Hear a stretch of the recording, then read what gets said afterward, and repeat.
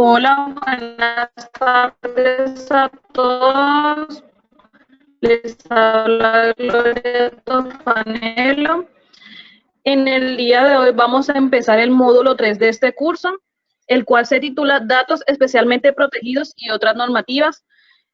Que tengan una feliz tarde y para recordarles también antes de iniciar, si alguno tiene problemas en la entrada al foro, por favor escríbame a mi correo, Gloria Tofanelo, ya ustedes lo tienen, para ver cómo podemos solucionar, porque así como Juan Sebastián, quizás algunos también tienen el problema para entrar, pero quizás no me han notificado aún. Y también les recuerdo que en la plataforma están disponibles de cada sesión que se vaya dando todos los documentos, tanto presentación como el documento general compilatorio, pues de lo que se habla. De igual manera, ustedes pueden socializar en el foro, pues se suben allí otros tipos de documentos y hay algunas preguntas que no se responden ahora en las sesiones, sino que se responden a través del foro. Entonces quedo pendiente del correo, si alguno tiene alguna inquietud, por favor me comenta. Prosiguiendo, el módulo de hoy, el que vamos a iniciar, se llama Datos especialmente protegidos y otras normativas. La sesión de hoy se llama Datos sensibles y datos de salud. Quien está a cargo de este módulo es la doctora Paula Andrea Ruiz, que es experta en el tema de todo derechos de datos sensibles, datos de la salud y otras normativas referentes a esto. Entonces, empezamos. Le doy la... Buenos días, Gloria, muchas gracias. Buenos días a todos, ¿cómo están? Espero que estén muy bien. Como les decía Gloria, mi nombre es Paula Andrea Ruiz, yo soy abogada, soy especialista en Derecho Informático y Nuevas Tecnologías. He tenido la fortuna de pertenecer a este campo, de trabajar con el manejo de la información, con protección de datos, privacidad y seguridad de la información, alrededor de unos ya más de 5 años tal vez. He podido participar como consultora para distintas firmas a nivel nacional y regional. Yo estoy en Cali, por si las dudas, yo soy caleña, si me notan un acentico, de pronto se me sale. Actualmente, además de trabajar como consultora, hago parte del equipo de seguridad y privacidad de la información de Comeo EPS, entonces, donde ya llevo un poco más de 2 años. Entonces, quiero transmitirles un poco esa experiencia que he podido tener, no solamente a través de la consultoría, sino a través de estar de lleno en lo que es una organización que se mueve en un sector de la salud, que es un sector supremamente difícil y supremamente restringido en cuanto al manejo de la información y que requiere unas responsabilidades y compromisos superiores. Entonces, Gloria, de pronto si me ayudas a compartir pantalla para yo poder mostrar la presentación, para que arranquemos. Sí, un momentico. Un segundito. Mientras tanto, espero que todo esté muy bien, no sé cómo están ustedes, pero aquí en Cali está haciendo mucho calor. Listo, señora Paula, ya puede compartir pantalla. ¿Listo? No sé si están viendo la presentación, ¿cierto? Sí, ahí ya la vemos. Sí. Ponlo en pantalla completa. Ya estamos viendo la presentación. Sí, pero no me...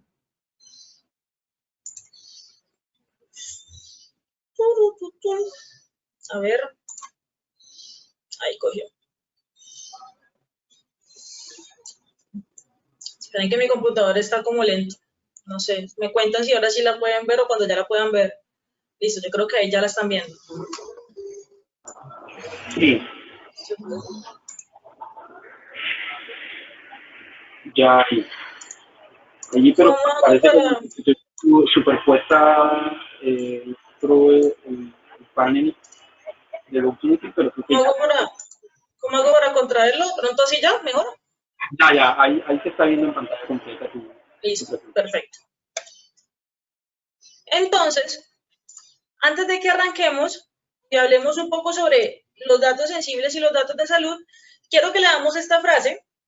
Bueno, esta frase es un poco larga, de un autor que no pienso decir el nombre porque la verdad me da vergüenza con ustedes pronunciar ese nombre mal, pero nos dice: la privacidad nos da la libertad de leer, aprender y expresarnos sin preocuparnos de quién nos está mirando. Nos da la capacidad de experimentar, jugar y fallar sin que los errores de nuestro pasado nos persigan para siempre. Nos da la capacidad de confiar en los demás para poder ir de compras, socializar, intimar y formar los lazos sociales que mantienen nuestras comunidades fuertes, nuestra democracia en funcionamiento y nuestras vidas enriquecidas.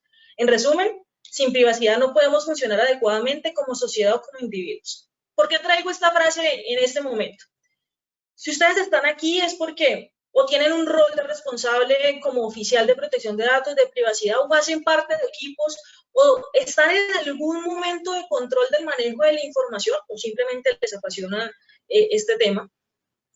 Y quiero que de aquí salgamos también con la mentalidad de que la protección de datos personales no es solamente cumplir la ley 1581, no es solamente cumplir esos requisitos que nos traen las demás normas complementarias, sino que es garantizar esa protección al individuo y garantizar que las acciones que las organizaciones y las acciones que tomen los responsables del manejo de la información personal no afecten esa forma como el individuo se relaciona socialmente, cómo se relaciona con su familia, con sus amigos, en sus entornos laborales, y tengamos siempre en cuenta que esas decisiones que nosotros podemos llegar a tomar en cuanto al manejo de la información, pues pueden llegar a afectar o positiva o negativamente a las personas. ¿Y por qué también específicamente en este tema? Porque lo que pase o las decisiones que tomemos en cuanto al tratamiento de datos personales sensibles, pues van a ser mucho más críticas y van a ser mucho más nocivas a la persona en el caso en el que sean decisiones negativas. Entonces, ya dando esta entrada, quiero que arranquemos.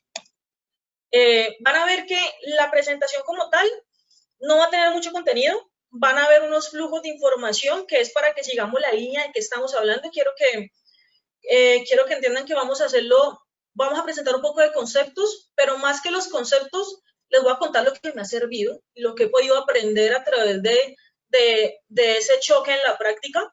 Obviamente todo eso ligado al cumplimiento de las normas, pero más aterrizado y que no sea solamente leer la norma y repetir artículos, ¿listo?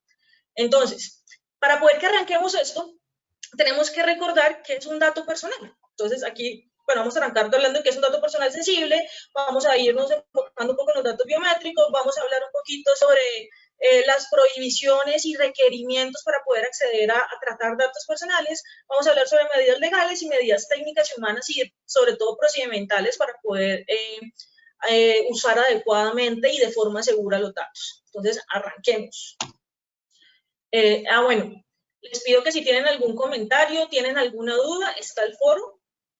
En el caso de que no puedan acceder al foro o sea una duda mucho más puntual o específica, pues también está el chat, pero pues preferiblemente también el foro para que podamos generar un debate y podamos compartir y generar una discusión agradable. Entonces, para poder arrancar a hablar sobre datos personales sensibles, pues tenemos que remontarnos a esos conceptos que nos dio Claudia en la primera charla, ¿cierto? Entonces ella nos habló sobre qué es un dato personal y nos dijo que un dato personal es toda esa información que nos permite identificar o hacer identificable a alguien, es decir, esa información que puede ser característica de una persona y que va a permitirla diferenciar frente a otra. Entonces, no solamente vamos a hablar de un nombre, una cédula, sino que inclusive podemos hablar de hábitos, comportamientos o conductas, ¿listo? Entonces, los datos personales se dividen de acuerdo a la ley 1581 en unas categorías, en 4 categorías. Entonces tenemos el dato público, tenemos el dato semiprivado, el dato privado y los datos de categoría especial. Entre esos datos de categoría especial tenemos los datos personales de niños, niñas y adolescentes y los datos sensibles. Hoy nos vamos a enfocar en datos sensibles. ¿Y qué es un dato sensible? Pues un dato sensible es toda esa información que, al igual que un dato privado, hace parte de la intimidad de la persona, hace parte de lo más íntimo, privado, propio de un individuo, pero que a diferencia del dato del dato privado, un uso inadecuado, un uso incorrecto, un tratamiento no acorde, puede llegar a generar algún tipo de discriminación. Es decir, va a afectar directamente lo que habíamos visto al inicio, la forma de socialización o de convivir en sociedad. Ahora, la ley 1581 nos dice que los datos personales sensibles pues son información filosófica, información religiosa, información de origen sindical, información relacionada a asuntos sexuales, información biométrica, información de salud. Quiero que de aquí también salgamos con algo claro. y es que los datos personales dentro de las categorías de público, privado, semiprivado y especial no son quietos, o sea, no son estáticos, sino que se van a cambiar. Pueden irse moviendo dentro de esas categorías. Por eso es importante que no nos apeguemos únicamente a esos ejemplos que nos da la norma o inclusive a esos ejemplos que vienen en el Registro Nacional de Bases de Datos cuando estamos haciendo el reporte de nuestras bases de datos y nos pregunta, sino que ampliemos un poco la mente y mantengamos activos y pendientes a los cambios sociales y a los cambios del individuo. Es decir, que los cambios, ve que los datos van a poder moverse dentro de las clasificaciones ante cambios del contexto social y cambios del contexto de la persona de las cuales se la recolectamos. ¿Qué significa esto? Un ejemplo para que me entiendan un poco. Hace unos, ¿qué será? 5 o 6 años, tal vez, el hecho de que uno perteneciera o las personas pertenecieran a una barra de algún equipo de fútbol podría llegar a generar algún tipo de discriminación. Portar una camiseta podría llegar a generar algún tipo de discriminación, expresar que es fan de algo. Y tanta discriminación que podría llegar a verse reflejada en agresiones físicas. Entonces, para esta época, esa información era sensible. En este momento el contexto social ha cambiado, no les voy a decir que eso ha desaparecido totalmente, pero ya no es en esa magnitud, ha cambiado y ya esta información ya no se puede decir que ya no es tan sensible o ya en algunos contextos no lo va a ser. Otro ejemplo que nos está tocando ahorita, que lo estamos viviendo, es el que se causa en razón del COVID-19 y, por ejemplo, ustedes hasta diciembre del año pasado, inclusive enero, salir a montar bicicleta con sus amigos no era nada raro, no era nada crítico, no podría generar ningún tipo de discriminación, ¿cierto? Sin portar un tapabocas, obviamente, también. Ahora que ustedes salgan a montar bicicleta un domingo, que de pronto salgan con más de 5 personas, que de pronto salgan sin un tapabocas y que les tomen una foto, omitamos que es un dato que pues, se puede tomar como un dato biométrico, ya sí puede generar discriminación, puede significar que tu empleador o las direcciones de gestión humana tomen algún tipo de medida por decir que se está violando el aislamiento y el distanciamiento social. O, por ejemplo, que esas imágenes se publican en redes y van a causar que a través del uso de estas se genere también un tipo de discriminación. Entonces, es información de nosotros como ese pasatiempo de salir a montar bicicleta un fin de semana, que ahora sí puede ser una información sensible. ¿Por qué? Porque nuestro contexto social ha cambiado. Entonces, quiero que entendamos estos dos ejemplos para poder ver cómo la información siempre va a cambiar. Entonces, ya vimos que es un dato personal, vimos que es un dato personal sensible, vimos que no son estáticos. Ahora hablemos un poquito sobre una de las categorías que me parece más interesantes dentro de los datos sensibles, que son los datos biométricos. Resulta que muchas organizaciones e inclusive algunos responsables del tratamiento caen en el error de considerar que toda la información asociada a la huella dactilar, por ejemplo, al rostro, a la toma de fotos, al iris como tal, es un dato biométrico de conformidad a la ley 1581. Pero realmente no es así. ¿Qué es lo que nos dice la doctrina? ¿Qué es lo que nos dice la superintendencia? ¿Qué es lo que nos dicen las normas internacionales? Para poder que se configure un dato biométrico protegido bajo la Ley de Protección de Datos Personales, tiene que haber una herramienta tecnológica de por medio que nos permita comprobar unas características de los individuos, procesarlas y sacar un resultado que evidencie una comparación en el contenido, o sea, que evidencie que esa persona es alguien, que la permita identificar. Entonces, partiendo de esto, recordemos cuáles son los datos personales sensibles biométricos.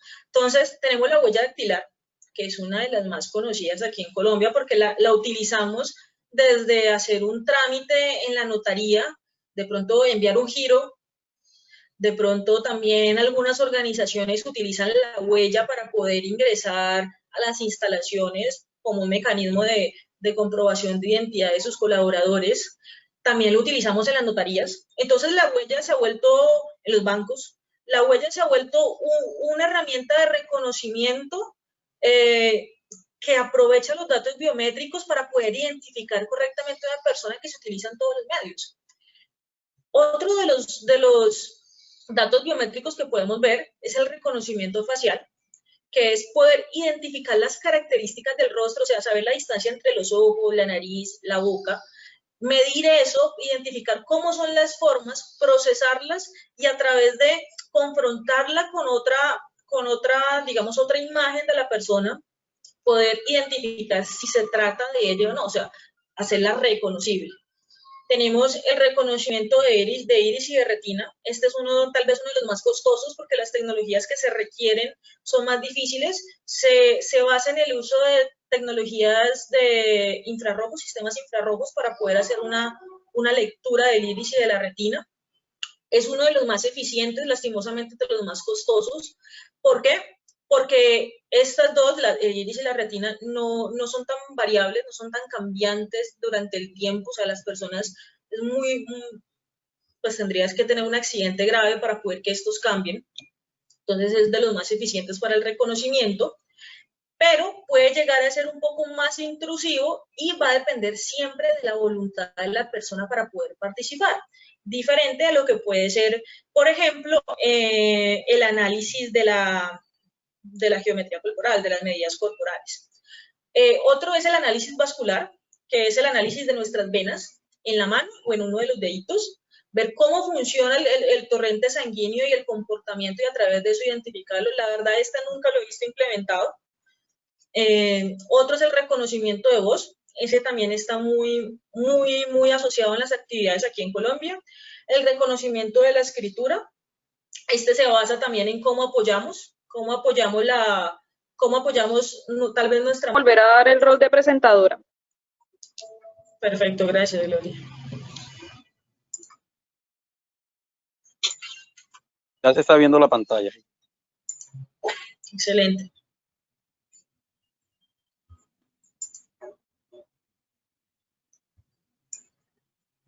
¿Cuántos éramos antes de que se cayera la primera vez para saber cuántos esperamos?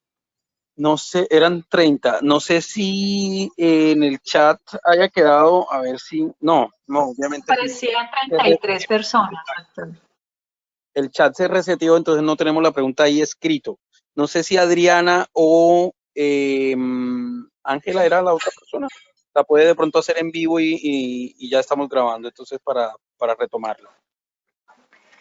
Sí, señor, muchas gracias. A que se vuelvan a unir el resto. ¿Hago la pregunta o esperamos un momento mientras que se unen el resto de personas para que todos... Demos un par de minutitos, porque creo que ya están Bueno, ingresando todos.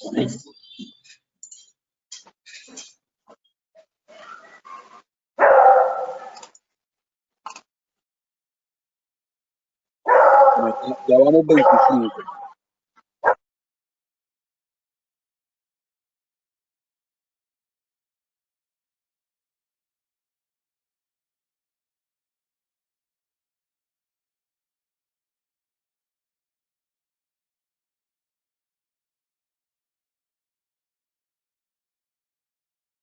Listo. Ya vamos 27, si quieren 28. Adriana, porfa, iniciemos con la pregunta y retomamos desde ahí. Claro que sí, muchas gracias.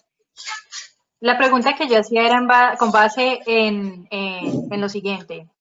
Si una entidad en el marco de un evento solicita una información por parte del titular y también aparte de eso solicita que adjunte una fotografía y esta persona adjunta en esa fotografía no solamente su imagen, sino de, digamos, 5 personas más a su alrededor, como para ampliar un poquito más la pregunta.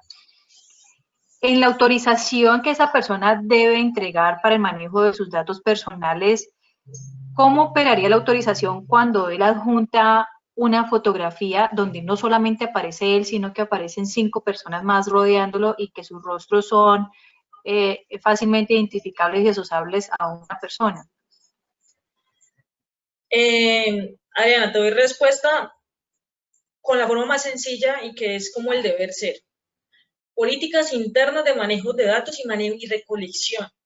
Recuerden que la guía de responsabilidad demostrada y los requerimientos inclusive nos lo recuerdan en el Registro Nacional de Bases de Datos, nos dice que tenemos que tener políticas internas durante el flujo de los datos, entonces lo que es todo el ciclo de vida, desde la recolección, uso, almacenamiento. Esto que me estás diciendo se responde con una política de recolección de datos personales que nos impida recolectar datos más allá o información más allá, y no solamente aplica en este caso, sino que aplica en general, datos más allá de lo que debería ser. Entonces, aquí nos vamos para el principio de finalidad.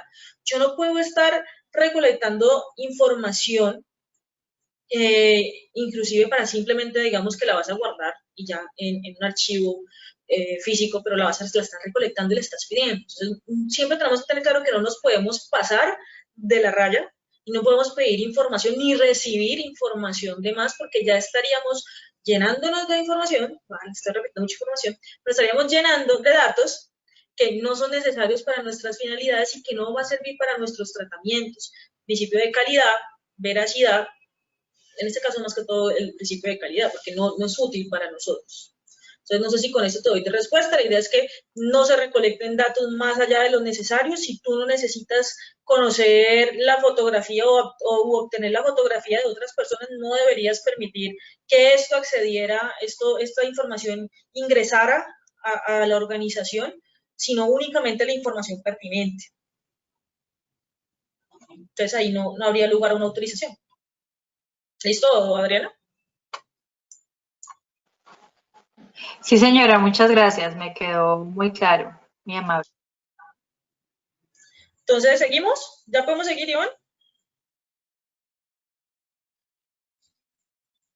Sí, Paula, continúa. Ya estamos viendo tu pantalla, está todo bien. A menos que pues, con más preguntas en el chat, pero por ahora no tenemos.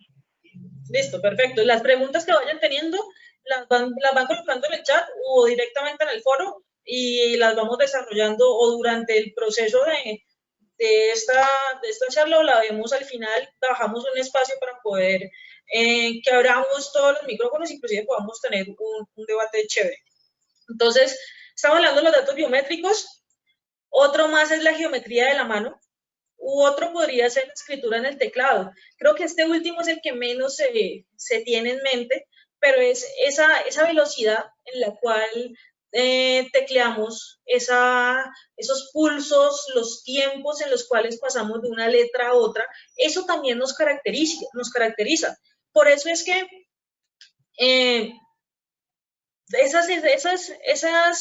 esos sistemas o ese malware que se instala en los computadores no solamente se nos lleva información de las tarjetas de crédito similares, sino que también se nos lleva información de comportamientos por las pulsaciones. Entonces, este es otro de los datos biométricos que podemos llegar a ver en algún momento dentro de nuestras organizaciones o podemos vernos frente al uso de estos. Entonces, hasta aquí cerramos la parte conceptual. Lo que les acabo de explicar es el resumen de la ley 1581 de una forma muy digerida, y la parte de los reconocimientos de los datos biométricos es doctrina de la Agencia Española. Entonces, ya lo encuentran mucho más desarrollada. Si tienen ganas de leer más sobre esto, les puedo compartir más información, unas URLs de la Agencia Española que desarrolla chévere la parte del tratamiento de datos biométricos. Y ahorita hablemos sobre... ¿No me está cambiando? Sí, me está cambiando. Hablemos ahora sobre cuándo y cómo podemos utilizar los datos sensibles. Para esto quiero que tengamos claro que de sentada la ley nos dice que está prohibido utilizar datos personales sensibles, es decir, no los deberíamos utilizar, igual que lo que sucede con los datos personales de menores de edad, no se deberían utilizar. Pero también, ahí mismo, seguidito en el mismo artículo, nos da 5 excepciones. Yo la verdad no comprendo por qué hay una prohibición y 5 excepciones. Yo simplemente hubiera dejado 5 momentos en los cuales se pueden utilizar los datos sensibles. Hubiera sido mucho más fácil para la comprensión. Estas 5 excepciones se dividen en, la primera, que es la que utilizamos para todo realmente, es la autorización del titular. O sea, ese mecanismo por el cual le decimos a la persona, venga, yo quiero tratar sus datos, permítame, los voy a utilizar para esto, y con estos fines, ¿cierto? El segundo es salvaguardar el interés del titular, es decir, proteger sus derechos, garantizar que haya una protección superior sobre esta persona. Normal, lo que nos dice la ley realmente es que es en caso en que la persona no esté en las condiciones físicas o mentales para poder hacer valer sus derechos, y en estos casos se le va a pedir la autorización a un representante legal. La tercera excepción son las actividades y tratamientos y finalidades que hayan sido definidas y vayan dentro del marco de las actividades de una fundación, de una ONG, de una asociación u otro organismo sin ánimo de lucro. ¿Qué es importante tener aquí en cuenta? Que la misma ley también nos dice que estas actividades tienen que estar asociadas a actividades religiosas, actividades políticas o filosóficas.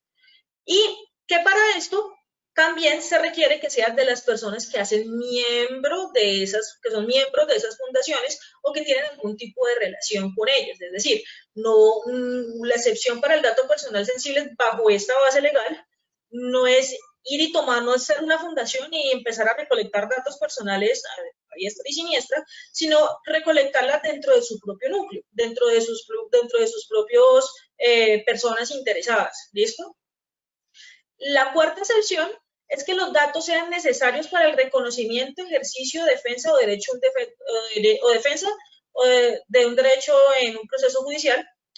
Un ejemplo sencillo: información de estados de salud sensible que haga parte de un proceso ante la fiscalía por algún delito asociado a, no sé, por algún delito que haga parte, por ejemplo, en este caso. Finalidad histórica, estadística o científica. Ahí ya queda también claro que esa es la otra excepción. Creo que esta no hay que entrar en mayor detalle. Lo único que se pide en esto es que la información siempre se busque anonimizar a la persona, o sea, que la trates, pero que en el momento en el que la trates de separar la identidad del individuo para que no sea reconocible, para que no se pueda reconocer. Entonces, aquí ya vimos las 5 excepciones. Si van teniendo dudas sobre las excepciones, las podemos ir desarrollando, entonces las van dejando en el chat. Y ahorita hablemos sobre la autorización. ¿Y por qué quiero hacer énfasis en la autorización? Porque lo más normal es que el tratamiento de datos personales sensibles que vayamos a hacer dentro de nuestras organizaciones sea asociada o accedamos a ellas a través de una autorización. No siempre para salvaguardar un interés o que hagamos parte de una fundación, bueno, en el caso de las fundaciones, pues sí. Pero lo normal es que haya un uso de datos personales, y tengamos en cuenta que lo normal también es que así estemos en estas, pues hay que tener una autorización. Entonces, ¿qué es lo importante o qué es la premisa en cuanto a la autorización y en general en todo el manejo de datos personales?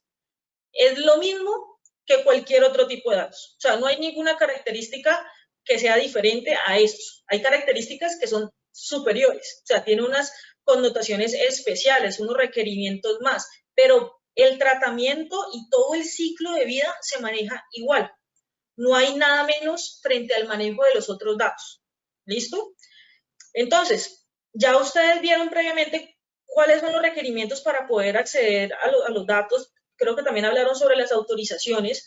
Las autorizaciones pues tienen que decir quién es el que la va a recolectar, tienen que decir las finalidades, tienen que decir los tratamientos, tienen que decir los canales, tienen que decir cuáles son los derechos y decir los canales para ejercer los derechos, tienen que dejar evidencia de en qué momento se recolectó y bajo qué mecanismo, porque no solamente estamos hablando de autorizaciones físicas, o sea, en documentos, sino que ahorita son muchas más, pues es más fácil que encontremos autorizaciones en un formato digital ligadas a formularios, por ejemplo, o ligadas a accesos a plataformas web o plataformas móviles, apps móviles.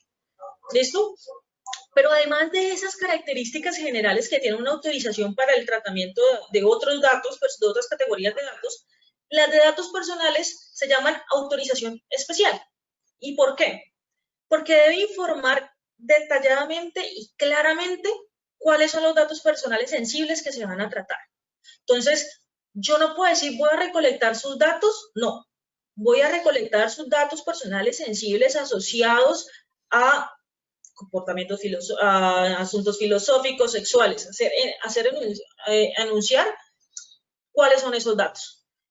Hay otro mecanismo que me parece muy interesante, que no solamente anunciarlos, sino marcarlos. Entonces, cuando tenemos unos formularios con muchos datos, he visto unas posturas muy interesantes, que es que te marcan como en rojito o en otro colorcito cuáles son los datos personales sensibles que se van a recolectar para poderlos diferenciar. Se parte del diseño.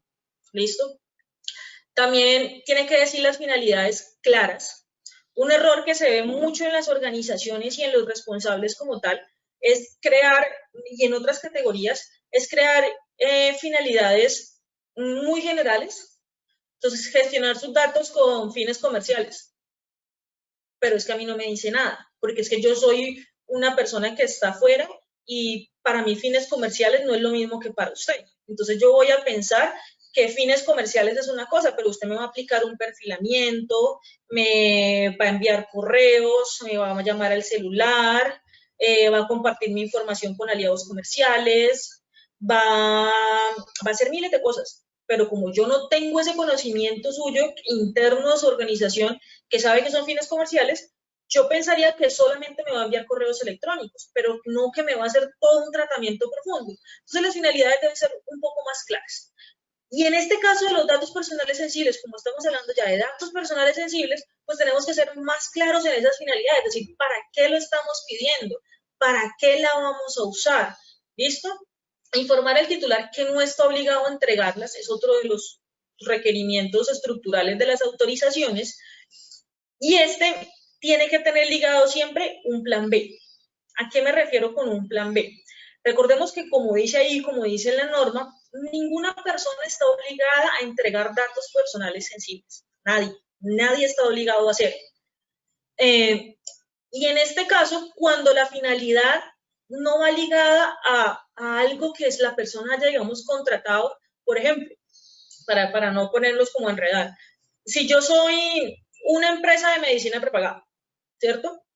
Yo como empresa les voy a prestar un servicio de salud y obviamente voy a tener que realizar una validación y voy a tener que acceder a una información sensible, ¿cierto? Si la persona viene hacia mí y me dice que no me va a entregar sus datos personales para poder vincularse, yo no lo puedo vincular, ¿cierto? Yo no le puedo obligar a que me los entregue, pero yo no le puedo vincular porque yo sí necesito esa autorización, necesito que esa persona me dé su consentimiento para conocerla, para procesarla y para yo poderlo usar en todo mi campo. Pero si esa persona viene, pues no me la da, no lo puedo hacer. Pero diferente sería si estamos hablando, digamos, de un dato biométrico en el cual yo tengo mi unidad y resulta que en la unidad, bueno, en la empresa, vamos a lo que nos toque más a todos, en la empresa para poder ingresar a las instalaciones hay que poner la huella. Ese es un dato biométrico y es un dato sensible. Yo como empleador no puedo obligar a este colaborador mío a que me ponga la huella y si no me la pone, hacer una sanción, llevarlo a un proceso disciplinario, sancionarlo o amenazarlo con despedirlo, inclusive despedirlo. ¿Por qué? Porque yo lo estoy obligando. Ahí yo lo estoy obligando y yo no puedo obligarlo a hacer eso y tampoco puedo imponerle una carga negativa por no haberme entregado sus datos. Yo a ella le estaría violando sus derechos. Y aquí es a lo que yo voy con lo del plan B. ¿Qué es un plan B? Es tener otro mecanismo alterno que nos supla esa necesidad cuando es factible de recolectar datos personales sensibles. En el ejemplo de medicina prepagada, pues sí la requieres, sin esa autorización, lastimosamente vamos a perder un contacto, un cliente comercial, un cliente, una entrada económica, pero en este caso el colaborador, simplemente yo voy a tener que crear otro mecanismo alterno para que esa persona ingrese a mis instalaciones, porque él ya está adentro, y yo tampoco puedo prohibirlo o impedirle contratarlo por esta situación nada más. Entonces, ahí vimos dos ejemplos de cuándo necesito un plan B y cuándo simplemente debo omitir acceder a esa información si no están autorizados el tratamiento de esos datos personales sensibles. Y en general, la autorización debe cumplir todas las demás características, ser explícita, ser previa y todo lo demás que nos dice la ley, que nos dice el decreto 1377. Entonces, aquí ya hablamos sobre la autorización. Bueno, se me queda un pedacito sobre el tratamiento de la información.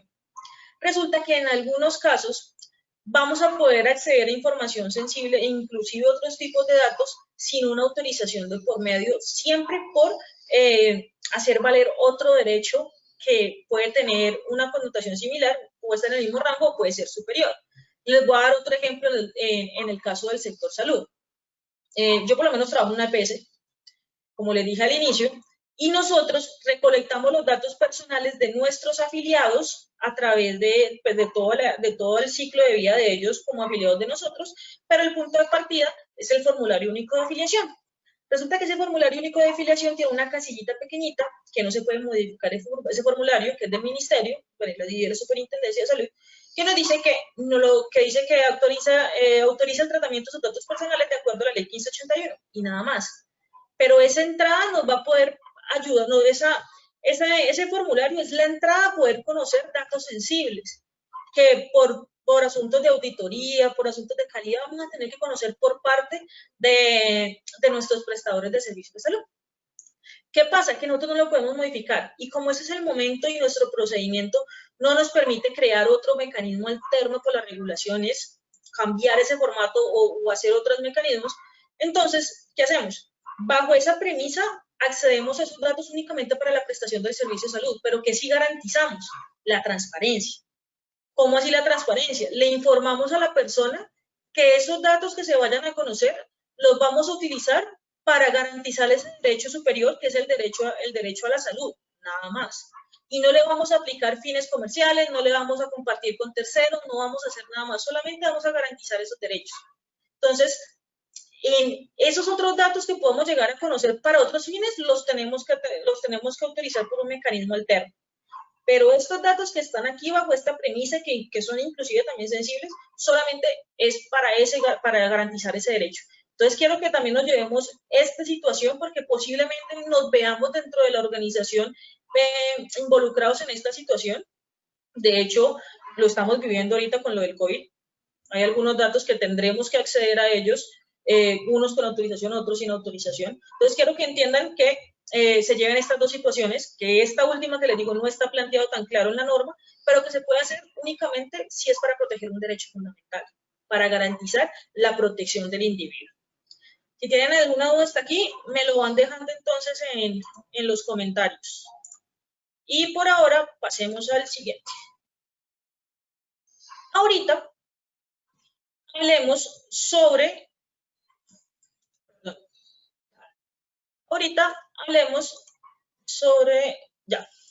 cómo es el manejo real de esos datos personales. Ya vimos la recolección, pero el ciclo de vida del dato tiene recolección, uso, comunicación, que es la transferencia, y el almacenamiento, destinación final, que es el final. Entonces, vamos a arrancar sobre esas medidas legales, e inclusive esas medidas legales para asegurar el uso adecuado. Lo primero, y que es importante que lo tengan claro, que es igual a lo que les dije anteriormente, el uso de los datos personales sensibles es igual que los otros datos, igualito. O sea, todo lo que ustedes le aplican a los otros, le aplican a este, nada se les puede quedar. Solamente que esta tiene unas condiciones extras. Y una de esas condiciones extras son los acuerdos de confidencialidad. ¿En qué se cae siempre en el error? Creer que el acuerdo de confidencialidad que pactamos con los colaboradores en su contrato aplica para el manejo de datos sensibles. O creer que esos acuerdos de confidencialidad que se incluyen en los contratos de prestación de servicios para nuestros encargados ya está regulando la confidencialidad, esa clausulita, y no es así. Resulta que la Superintendencia de Industria y Comercio, en una sentencia que la verdad la tenía por aquí, se me pasó, ha sido muy específica en decir que los acuerdos de confidencialidad, o sea, mejor dicho, que aquellas personas que accedan a información sensible tienen que tener un acuerdo de confidencialidad más robusto, que específicamente regule datos personales sensibles también. Entonces, y esto también aplica para datos personales. No solamente sirve la clausulita de confidencialidad de la información, sino que tiene que ser específico para datos personales y hacer la señalización de que hay involucrados datos personales sensibles. ¿Por qué? O porque es importante que lo apliquen también, porque esto nos ayuda a cumplir el principio de responsabilidad demostrada. Y esto nos va a demostrar compromiso por parte de la alta dirección, por parte de ustedes, frente a la comunidad, va a incrementar también la reputación de la organización y va a mostrar a la superintendencia ese compromiso que ustedes están teniendo en cuanto al manejo. ¿Listo? Además de que obviamente pues cumplen las funciones del acuerdo de confidencialidad. Otros de los dos mecanismos que quiero que revisemos son los contratos de transmisión y contratos de transferencia. Yo la verdad les sugiero que no tengan una cláusula de transmisión y no tengan una cláusula de transferencia dentro de contratos de prestación de servicios u otro contrato que haga sus veces, sino que tengan un contrato de transmisión y que tengan un contrato de transferencia, principalmente si vamos a estar hablando de datos personales sensibles, sea la característica que sea, o sea, sea el tipo que sea, sean datos de salud, sean datos religiosos, políticos, el que sea, manéjenlo también en un contrato individual. ¿Por qué? Porque las cláusulas normalmente hacen parte de una minuta que nunca más volvemos a revisar y que la persona que lo está firmando no siempre hace parte de nuestro equipo, no siempre somos nosotros, sino que hacen parte de otro proceso. Entonces, si ustedes digamos que son un proceso de datos personales y el que se encarga de hacer esas contrataciones, ellos tienen una carga operativa inmensa. Y no siempre van a entrar a revisar el pormenor de esas cláusulas y posiblemente el uso de esos datos va a variar. Y si ustedes no están en un contacto directo con ellos o en esas autorizaciones de transmisión y transferencia, pueden verse en problemas seriecitos ante algún tipo de reclamación que termine ante la superintendencia y se empiece a revisar estos contratos y de pronto hayan brechas, inclusive también para poder ir luego en contra de la.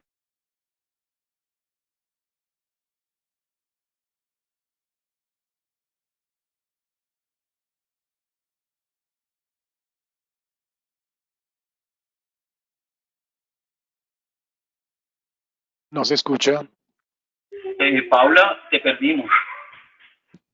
Se fue el audio. Hola. Sí, un segundito. Paula, ¿nos estás escuchando?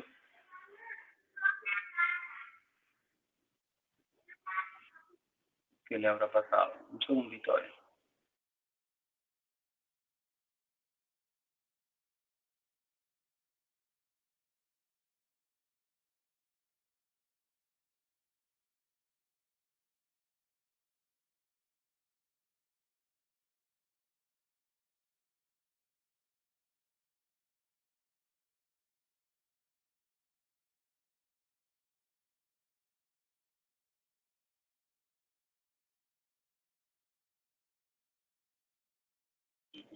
Paula, ¿nos escuchas?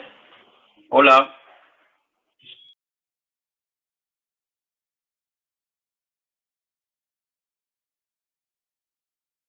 Ok, parece que es problema de internet porque en su estado aparece sin conexión. Aquí en el estado de asistente. Un segundito, a ver.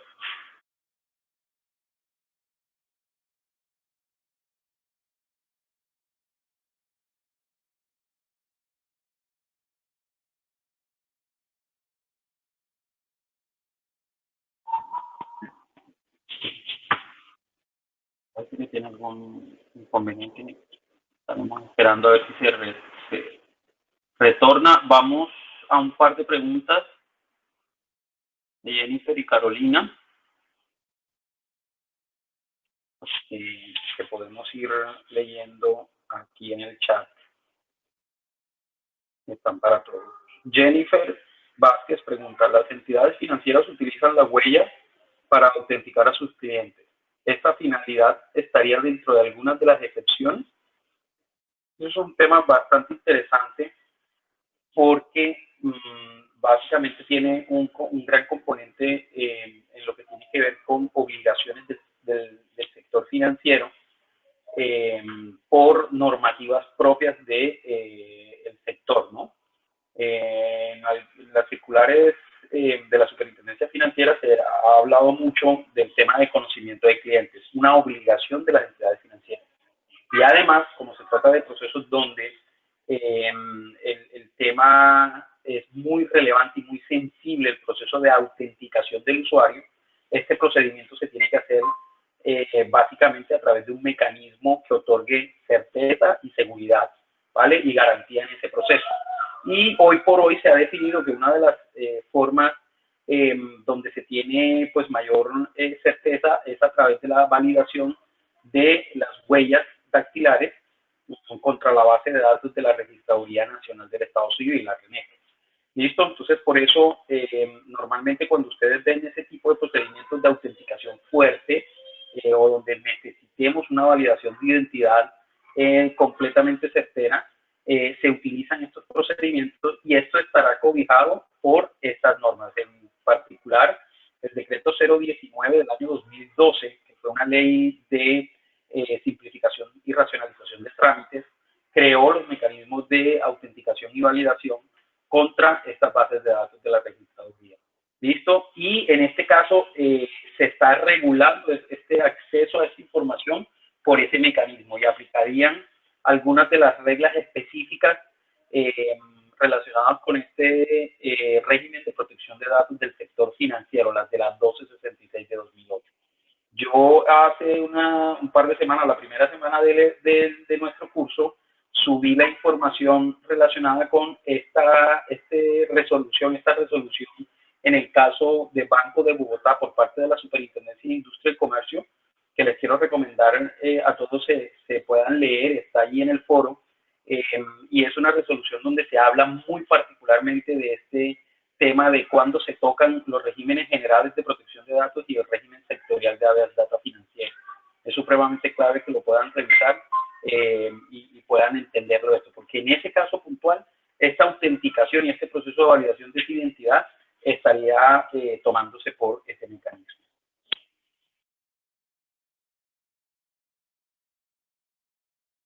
¿Listo? Entonces, acá tenemos otra, viene la de Carolina, y bueno, dice, en estos tiempos, ¿me están escuchando? Sí, señor. Sí, señor, te estamos escuchando. Sí, señor.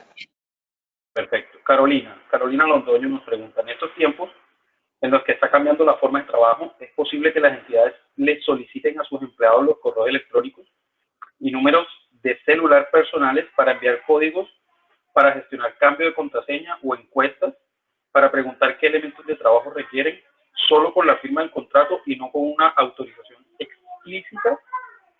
Bueno, Carolina, esa pregunta es muy interesante y además compleja de atender porque tiene un componente adicional acá y es, y que tú lo mencionas en el inicio de tu inquietud, y es, en este momento se supone que estamos en una excepción, ¿no? En un régimen de excepción o en un tiempo que obviamente ha involucrado o ha representado para todos el uso de unos mecanismos excepcionales para atender precisamente esta nueva realidad presentada pues, por la pandemia. A mí me inquieta mucho y es cuando la excepción se vuelve la regla general y obviamente uno ahí supera obviamente lo que primero se había concebido para eso. En teoría, tú de tus empleados tienes un proceso de autorización y si lo has hecho a través de un proceso robusto como empresa, la empresa tiene autorización para el manejo de información personal, incluso de índole particular como esta que mencionas, de correos electrónicos personales y privados, siempre que sea compatible esos datos frente al uso y la finalidad que tú le estás dando a esa información, ¿no? Si es para temas relacionados con la gestión de la comunicación, para poder presentar un tema propio de tus actividades laborales, creo que estaría dentro de ese fenómeno de compatibilidad en la finalidad. Pero claramente si eso desborda y, por ejemplo, esta información puede ser mal utilizada o empezamos a ver un uso que traspase esas finalidades, ya entraríamos dentro de un uso no adecuado y se tendría obviamente que hacer un proceso de regulación frente a eso. Entonces es un tema muy sensible que tiene muchas aristas, no es una respuesta fácil, pero en este caso, por el tema de la pandemia, yo pienso que sí, excepcionalmente estos mecanismos pueden dar pie a que se utilicen, como tú lo estás mencionando, correos electrónicos, números de teléfonos celulares personales para la gestión de ese proceso de comunicación, porque pues obviamente si el trabajo lo requiere, pues se tendrán que utilizar. Hola Paula, nuevamente, ¿cómo vas? Ya te tenemos de vuelta. Qué pena, no sé qué le pasó a mí, de hecho me tocó cambiar de computador y todo, qué pena la demora, de verdad, disculpen. Listo, entonces estábamos resolviendo un par de preguntas que están pues fomentando Carolina, y Camilo ahora realiza una nueva, pero quería básicamente como con respecto a la de Carolina simplemente mencionar eso, ¿no? Que tengamos en cuenta que una cosa es el mecanismo excepcional planteado por, obviamente, esta crisis que ha generado todo este proceso en el que todos nos hemos visto involucrados, pues deben ser también compatibles con las finalidades del tratamiento de los datos, ¿no? Porque no puede existir un desbordamiento de esa finalidad y entonces ahora empezar a hacer con esos datos otras cosas, pero pienso que si esa finalidad está muy centrada en eso, precisamente en el caso de empleados, gestionar temas de comunicaciones, temas pues obviamente relacionados con, no sé, acceso a sesiones remotas de trabajo, por ejemplo, podría darse ese uso y estar autorizado desde el momento en el que el empleado autorizó ese tratamiento de datos siendo empleado de la compañía. Ya para casos mayores, temas como más, porque hay otro tipo de herramientas de teletrabajo que son más invasivas de la privacidad, ¿veo?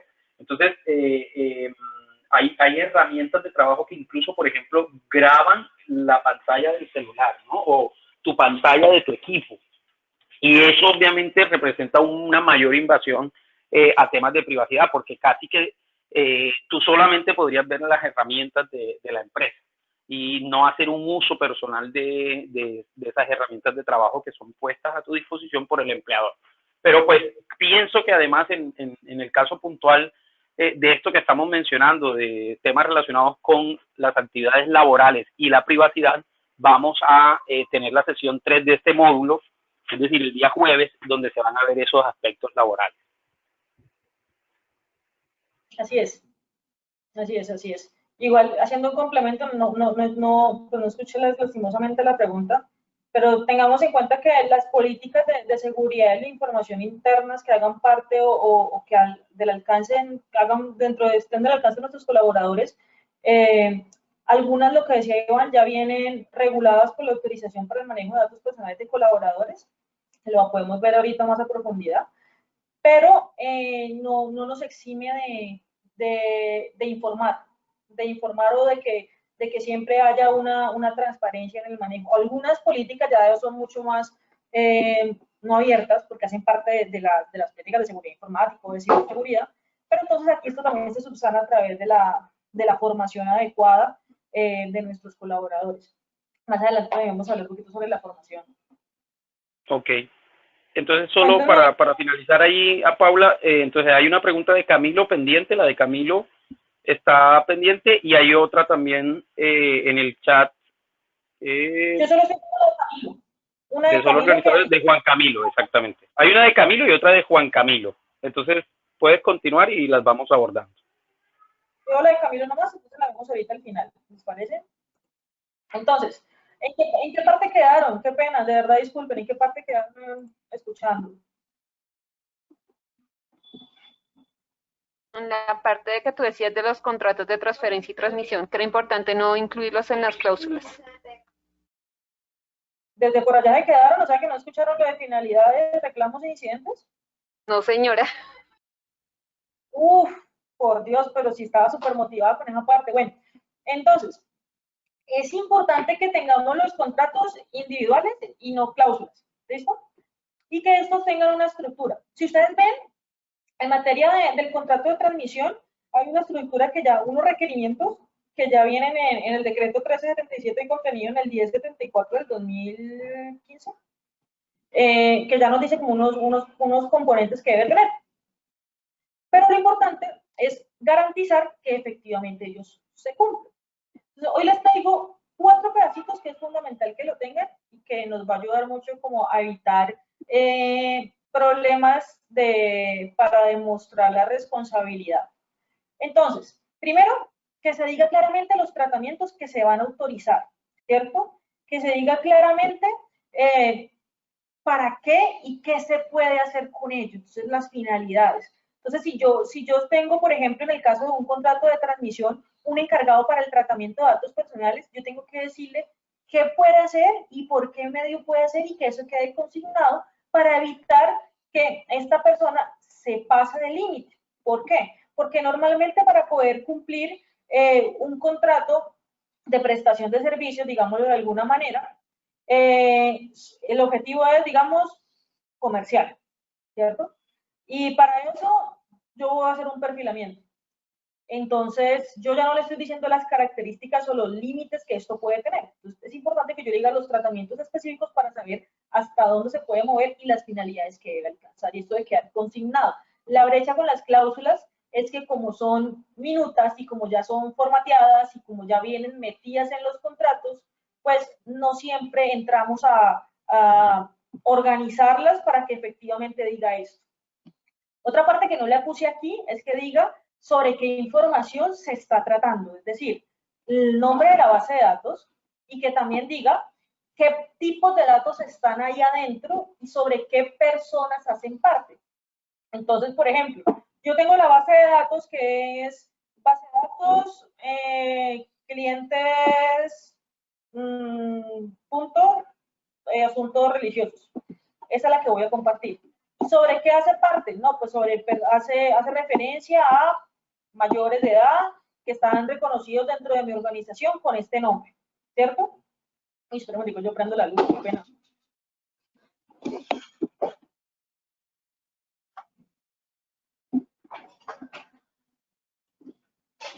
Uy, ya, qué pena, es que no veía ya casi. Entonces, que hacen parte de este núcleo de personas dentro de mi organización y cómo lo van a entender ellos. ¿Listo? Otra parte importante es la parte de los reclamos. Yo aquí les había hablado la parte que me quedé muda, que es importante dejar claro los canales de reclamo, los tiempos de ejecución, porque no solamente estamos hablando de los términos de la ley 1581, o no solamente estamos hablando de lo que nos dice que tenemos que darle respuesta a las personas, sino que también hay procedimientos internos que son los que nos garantizan cumplir eso. Entonces, yo tengo unos términos de ley, pero yo para poderle dar respuesta necesito que en el caso de que haya un encargado, pues me entregue la información mínimo 2-3 días antes para yo poder elaborar, mínimo. Y eso que no me queda la certeza de poder gestionar correctamente si esta persona no me responde. Entonces, o si me responde en ese tiempo y hay que hacer algo, o tengo que recurrir a otra persona u otra organización o hacer otro proceso interno, pues voy a quedar colgada. Entonces, estos términos, estos tiempos de reclamo es importante que los dejemos ahí claros y que no sean los de ley, sino que sean los que la organización también necesite para poder dar respuesta. Les daba el ejemplo de Scotiabank. Lastimosamente en la resolución que salió hace poquito, una de las situaciones que presentaba era que pues había intentado contactar a su encargado y lastimosamente no dio tiempo, no dio respuesta a los términos de ley. Entonces, aprendamos estas situaciones. Yo la verdad uso mucho las resoluciones de sanción de otras personas para poder aprender de esas situaciones que les ha pasado, algunos por errores, otros por mala suerte, otros por miles de cosas que inclusive uno no tenía en mente, pero es fundamental que se las lean y lleven esas oportunidades, lleven esas situaciones a oportunidades de mejora. La parte de incidentes tiene que quedar la responsabilidad.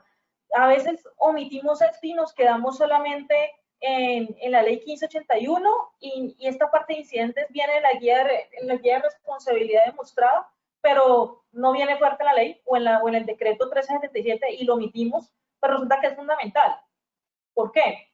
Porque es que es muy factible que pueda llegar a pasar que una vulnerabilidad se vea, se materialice y termine en un incidente de seguridad de la información que afecte a datos personales en su confidencialidad, en su integridad y en su disponibilidad. Y si el reporte de estos e inclusive la gestión oportuna por parte de ese encargado o esa otra organización a la cual le vamos a entregar en algún momento, posiblemente a modo de transferencia, esta información no queda ahí como una cláusula de obligación, pues posiblemente vamos a tener complicaciones para poder hacer un reporte ante el RNBD, que realmente no es lo más crítico, sino que lo más crítico es la gestión como tal que hay que hacer para solucionar ese incidente, para tratar de mitigar esas consecuencias y para informarle a los titulares en caso de que se presente una exposición crítica de la información y más aún si estamos hablando de datos personales sensibles. En esta parte quiero hacer un paréntesis. Yo, por lo menos, los contratos de transferencia, dicen que la transmisión, la norma dice que la transmisión es cuando actúa un tercero, público, privado, etcétera, jurídico natural, y hace alguna actividad en nombre y bajo las recomendaciones y directrices del encargado. Pero en la transferencia no se presenta eso, sino que es como un responsable, otro responsable. Yo, la verdad, más aún cuando se trata de datos personales sensibles, prefiero dejar claro en la transferencia los límites de la transferencia, tratamientos, finalidades, fundamental, para evitar pérdidas de control de esa información. Recordemos que cuando nosotros somos responsables y transferimos a otro que va a actuar como responsable, no perdemos ese control. Y si hay muchas organizaciones que transfieren y es como si ya no tuvieran, esa información ya no fuera de ellos, pero realmente sigue siendo de ellos y tienen la misma responsabilidad y comparten responsabilidades. Entonces es muy importante que también pacten ese deber de corresponsabilidad en los contratos y que no omiten esas características de lo que nos dice la ley de los contratos de transmisión, porque son muy enriquecedores para los contratos de transferencia que no nos da una estructuración como tal. Fundamental, las medidas de seguridad. Yo por lo menos lo que hago es que yo tengo una validación, un checklist de medidas de seguridad que se realiza antes del contrato de transmisión y el contrato de transferencia, en el cual la estructuración va muy pegada a lo que es el RNMD, a las características del RNMD, pero también con un poco de las políticas internas de que yo tengo. Entonces, es algo muy general porque no todas las organizaciones tienen lo mismo, entonces no se le puede exigir lo mismo, pero sí por lo menos exigir lo mínimo. Entonces, nosotros, por lo menos de la práctica, les cuento, tenemos un sistema de gestión de seguridad de la información definido por la ISO 27001. Entonces, como mínimo, pues pedimos también que tengan un sistema de seguridad de la información o una estrategia documentada y que ya esté operable o que esté en operación para poder garantizar esas medidas de seguridad. Y estas medidas de seguridad quedan en el contrato. Las personas quedan, los encargados o los segundos responsables se comprometen a que, o certifican que ya las tienen, y en el caso de que no las tengan, se certifica y se hace un plan de trabajo para la implementación de estas de acuerdo al tipo de datos y de acuerdo al procesamiento de los mismos. Entonces, ahí les dejo un tipcito por si de pronto no lo mapean así. Es una muy buena práctica que les va a servir mucho porque les va a servir como una especie de auditoría previa de ver cómo están las medidas de seguridad y les va a servir para la parte de responsabilidad demostrada, para garantizar ese compromiso y evitar también un poquito de problemas. A ver, tenemos acuerdos de confidencialidad y tenemos contratos de transmisión y transferencia. Si hasta aquí tienen una duda, déjenles el mensaje y los vamos desarrollando ahorita. La idea es que tengan dudas para que veamos cómo lo quieren desarrollar y qué quieren un poquito más ampliar. Y aquí he colocado la parte de autorización de colaboradores, que está bien, no tiene que ver los acuerdos de confidencialidad ni con los contratos de transferencia, que lo que buscan es regular el manejo de la información, sino que esto, pues, es una autorización. Lo he puesto aquí porque me parece fundamental. Me parece fundamental que lo manejemos principalmente en cuanto al tratamiento de datos personales sensibles que podemos llegar a ver, a trabajar, a obtener como empleadores y en la relación con nuestros colaboradores. Resulta que es muy normal encontrar contratos laborales con una cláusula pequeña de autorización para el tratamiento de datos personales. A mí me parece muy bien. Me parece que está bien, no tengo nada en contra. Sin embargo, yo en la práctica lo utilizo diferente. A mí me gusta ser un poco más garantista y un poco más transparente con el tratamiento de los datos. Entonces, lo que en la práctica me he encontrado muy útil y que me ha permitido cumplir en mayor medida los principios es la separación de finalidades y la presentación transparente del uso y los tipos de datos. Entonces, ¿qué es recomendable? Hay unos fines laborales que ya vienen en la autorización y que tenemos que pedirlas para poder gestionar el vínculo contractual, ¿cierto? Entonces, es reconocerlo como colaborador, la parte de asignación de equipos, de pronto lo que nos comentaba Iván, todas aquellas actividades de seguridad de la información, de garantizar que usted pueda entrar a todos los sistemas, todas esas finalidades de fines laborales que se necesitan para poder que la persona entre a trabajar. Pero hay otro componente que son los fines, asociados o son los usos asociados al Sistema General de Seguridad y Salud en el Trabajo. Resulta que estos son normalmente datos personales sensibles, que los podemos llegar a conocer en mayor o en menor medida. Entonces, podemos llegar a conocer de pronto información de nuestros hábitos, de acuerdo a cómo tenemos nuestra política de hábitos, de pronto de asuntos asociados a enfermedades o accidentes laborales, y así podemos llegar a conocer información sensible o de comportamiento, o sea, que puede llegar a generar un tipo de discriminación. Yo la verdad recomiendo que sea una autorización expresa, individual, para poder garantizar que la persona, en este caso, la persona pues sí lo vamos a necesitar porque es un cumplimiento de ley, entonces no tengo que decirle a la persona que me autorice como tal, sino que voy a ser transparente y le voy a decir, de acuerdo al Sistema General de Seguridad y Salud en el Trabajo, yo voy a conocer tales datos suyos y los voy a utilizar únicamente para estos fines. Ya yo estoy cumpliendo el principio de transparencia. Y como lo tengo acá separado el de los laborales, soy mucho más transparente. Y el mayor componente es poder separar los fines comerciales. Entonces, si de pronto ustedes hacen parte de una organización que presta servicios o vende productos y los comercializa a sus colaboradores, es muy normal enviarles comunicaciones por algún canal, todos manejan canales distintos, ofreciéndoles estos servicios, descuentos o promociones. Entonces, es importante que estas finalidades estén separadas. ¿Para qué? Para garantizar la transparencia y no incurramos en una obligación por hacer que la persona nos apruebe los fines laborales y conozca los fines de seguridad y salud en el trabajo, pues se ve obligada también a aprobar los fines comerciales, que es lo que más choque nos genera a todos como colaboradores o como personas por fuera, la obligación de esos fines. Entonces, separarlo y permitirle que sobre estos últimos diga si se acepta o no acepta es la mejor práctica que podemos hacer y que demuestra el compromiso ya desde el interior. Entonces, ahí cerramos la de la autorización de colaboradores. Me cuentan si tienen alguna duda. Entonces, vamos a hablar ahorita un poco más sobre esas medidas técnicas, administrativas, humanas, para garantizar el uso de la información. El uso adecuado y seguro de la información, cuando hablamos de datos personales sensibles, que les digo que es lo mismo, el mismo manejo, pero un poco más robusto. Entonces, primera regla, sin información no existe uso adecuado y seguro. Entonces, podemos tener las mejores políticas, podemos tener los mejores formatos de autorización, podemos tener la política de protección de datos más robusta, el mejor aviso, todo lo mejor, todo bonito, pero si no estamos formando a nuestros colaboradores no va a servir para nada. Ahí se va a caer porque uno de los eslabones más débiles es el colaborador. Y entonces se nos pueden presentar brechas del día a día, de pérdida de confidencialidad, de un uso inadecuado, de un contacto inadecuado. ¿Y qué pasa si esto es un dato personal sensible? ¿Qué pasa si, por ejemplo, no capacitamos a nuestros equipos de desarrollo y estas personas desarrollan un aplicativo web o móvil que va a recolectar y a procesar datos personales sensibles y no cumplen las características de la ley 1581 o no tiene buenas prácticas, más allá de las de desarrollo, prácticas de seguridad enfocadas al manejo de los datos personales? Posiblemente nos vamos a ver ante alguna sanción. Por ahí hemos visto alguna sanción un poquito elevadita que pasó hace unos añitos por un aplicativo y por no haber tenido en cuenta esas cositas. Entonces, ¿qué utilizo yo en la práctica?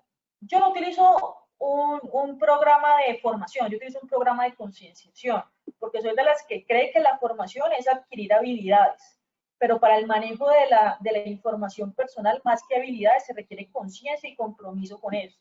Entonces, no sirve mucho tener todas las habilidades, pero si uno no entiende las implicaciones, por eso les decía lo del inicio de la imagen de privacidad, si uno no entiende las implicaciones que esto puede traer a las personas, pues no va a haber los posibles riesgos que esto va a significar a los individuos. En la práctica también yo utilizo como 3 formas de realizar la formación y de obtener insumos. Fundamental, la inducción, y viene desde la definición del Programa Integral de Gestión de Datos Personales, de la Guía de Responsabilidad Demostrada.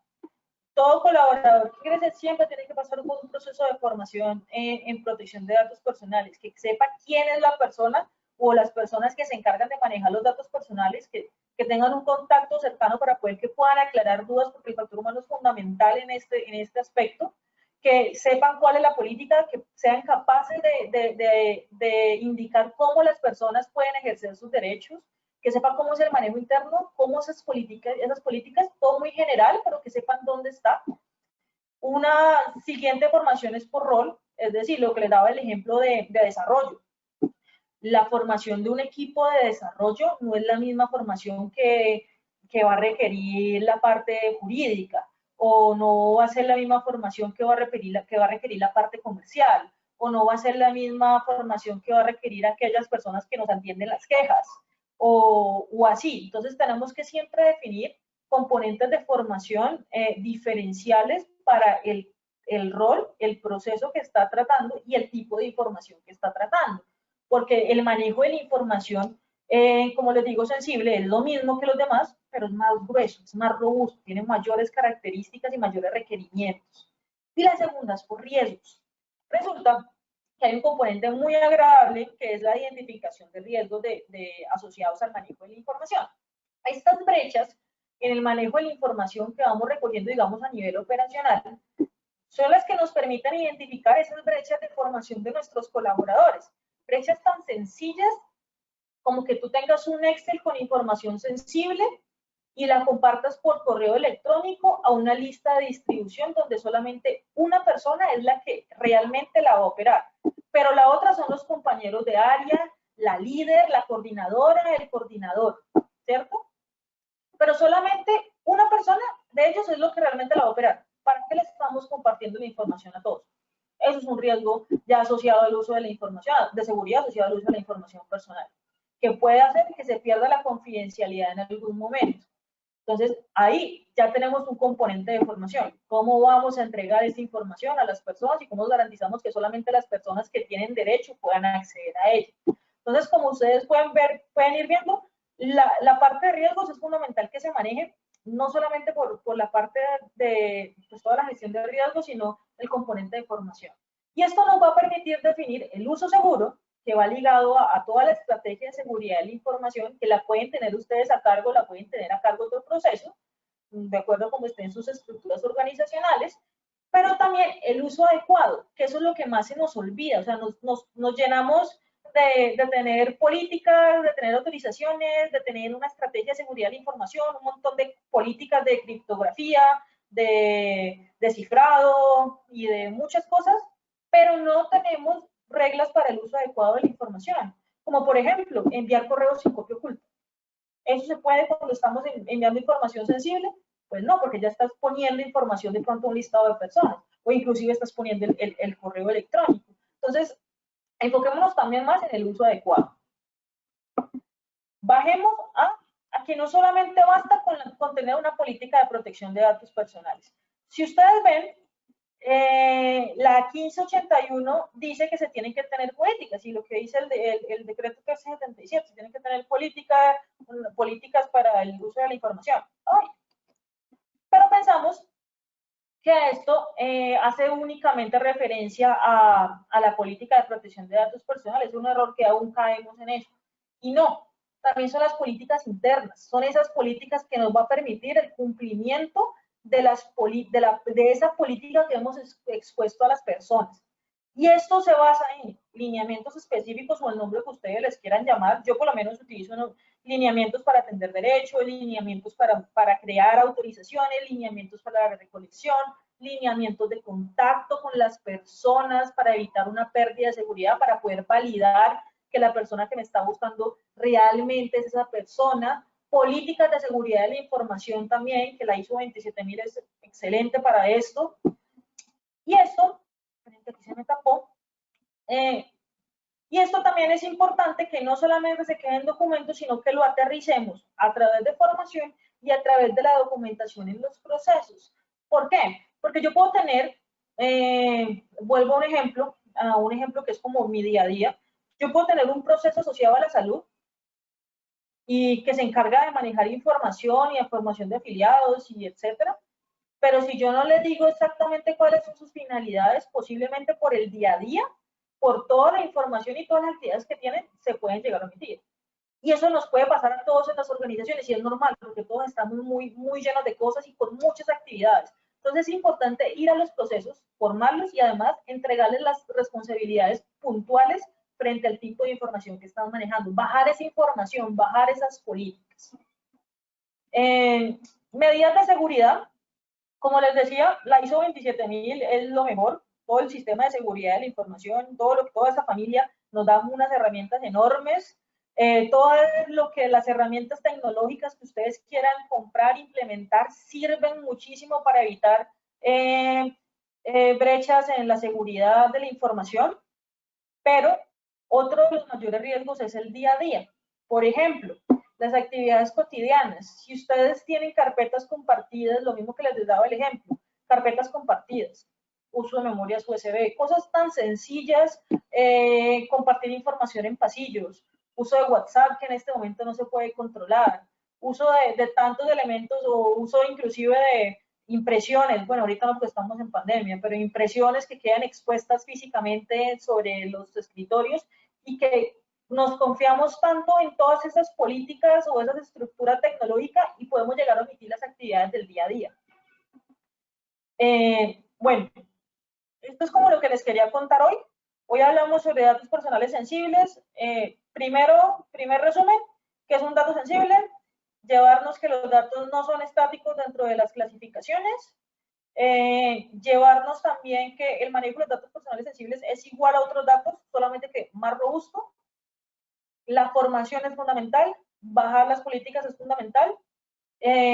Los riesgos del día a día frente a la información pueden llegar a ser inclusive más críticos que los que están mitigando las herramientas tecnológicas, como el resumen de lo que hablamos hoy. Ahora quieres que me pregunten qué dudas tienen, qué ampliamos, que me cuenten un poquito, porque nos quedan todavía minutos, pero quiero dejar este espacio para escucharlos a ustedes y que podamos entrar a hablar de estos temas. Entonces, voy a arrancar mientras ustedes van revisando. Por aquí están las preguntas, ¿cierto, Iván? Había una pregunta de Salomón. En el chat hay dos y hay otra en un chat que es solo para los organizadores. ¿Te las leo, Paula, o las vas a leer ahí? Como gusto. Voy leyendo la de Salomón. Dice, el encargado del tratamiento debe tener contrato de transferencia, por ejemplo, del colegio responsable de la fundación encargado. Recordemos que un encargado de tratamiento se regula a través de un contrato de transmisión de datos personales y no a través de un contrato de transferencia. La transferencia es cuando yo entrego la información y no determino, y sí le doy unas reglas de juego, más no le digo cómo va a utilizar la información, a diferencia del encargado, que yo sí ya le digo qué puede hacer, qué tiene que hacer y ya le digo unas directrices muy precisas. Entonces, tener claro estas dos figuras, transmisión, para que se la aprendan siempre. Transmisión, vamos a hablar siempre de un encargado, porque yo le voy a decir qué va a hacer, responsable, encargado. Transferencia, vamos a hablar siempre de un responsable, otro responsable, donde yo le entrego una información. Lo ideal es que lo haga con unas directrices, unos límites, más no le voy a decir exactamente qué tiene que hacer y esa persona a mí no me va a rendir cuentas. Me va a rendir cuentas únicamente en cuanto a reclamos y a incidentes que me competan a mí, listo, nada más. Carolina Londoño, ¿cómo gestionar empleados que al solicitárseles la autorización le niegan? Bueno, recuerden que la autorización para el tratamiento de datos personales para lo que es colaboradores se logra inicialmente desde que estamos recolectando los datos de los candidatos a vacantes. Desde ahí yo tengo que pedir una autorización siempre, pero estas finalidades no tienen que tener las de colaboradores, sino pues como colaborador, sino como candidato a vacante. Y cuando yo le voy a hacer el vínculo contractual, yo ya le pido la autorización para el tratamiento de sus datos. Por eso yo les digo que utilicen esa estructura, que la separen. ¿Por qué? Porque las personas se niegan cuando ven fines comerciales, o se niegan cuando no lo ven transparente o ven solamente como voy a utilizar sus datos de acuerdo a la ley 581. Se van a negar. Pero si utilizamos la separación de las tres finalidades, va a ser mucho más fácil porque la persona va a decir, bueno, me van a pedir mis datos de identificación, académicos, de ubicación, de contacto, para gestionar mi vínculo contractual, pues crearme como colaborador y todas estas finalidades. Me van a pedir datos de mi familia para las responsabilidades de ARL. Me van a pedir, y de cajas de compensación, me van a pedir mis datos, o me van a pedir y van a conocer datos personales sensibles únicamente los asociados en el sistema de seguridad y salud en el trabajo. Juliado, eso está bien. Pero al final, cuando los datos comerciales, que es el conflicto real, pues yo le voy a dar la posibilidad de decir sí o no. Ahí yo siendo transparente, garantista y creo confianza. En ese momento, el colaborador es muy posible, muy rara a la vez, que diga que no va a autorizar el resto. Es muy rara a la vez. Yo les cuento, en la práctica me pasó. En Comeva EPS, hace un año y medio, casi 2 años, actualizamos nuestras políticas de protección de datos personales y replanteamos toda la estructura de la autorización para que fuera mucho más garantista. ¿Qué pasaba? Utilizamos esta estructura. Todo el colaborador decidió si quería o no quería fines comerciales, todos. Solamente 2 personas de, ¿cuántos éramos en ese entonces? Como 3.000 colaboradores. 2 personas dijeron que no estaban de acuerdo con que les utilizáramos sus datos en seguridad y salud en el trabajo. ¿Qué hicimos? Sentarnos con ellos y explicarles para qué iba a ser el uso de los datos, contarles cómo son nuestras políticas, cuáles son esas garantías y así poder que la persona tuviera confianza. Entonces, esto también es muy importante en la parte de inducción y la parte de que los colaboradores conozcan todas las políticas porque les va a dar la seguridad de que su información está siendo adecuadamente, está siendo usada adecuadamente y aparte va a transmitir eso en el exterior. Entonces, no sé si Carolina con eso queda bien. Si se niegan a la final, pues, como te digo, hay que obtenerla, pero eso con formación se logra. ¿Nos podrían facilitar un formato para contrato de transferencia o qué cosas se deben tener en cuenta para hacerlo? Yo les puedo compartir una estructura, como un checklist de qué podría tener para que lo tengan claro, con el mayor de los gustos. Frente al contrato de transferencia de datos, la entidad receptora deberá solicitar a los titulares nuevamente la autorización de tratamiento de datos personales o debe solicitarlas a la empresa transferente. Si las recibe esta última, ya estaría legalmente facultada para hacer un tratamiento diferente o al almacenamiento de datos. Transferencias que yo entrego bajo unas determinadas directrices, ¿cierto? Entonces, ¿qué sucede? Ver, sin directrices. Yo le entrego, se la entrego, pero no es como la figura del encargado. ¿Qué pasa?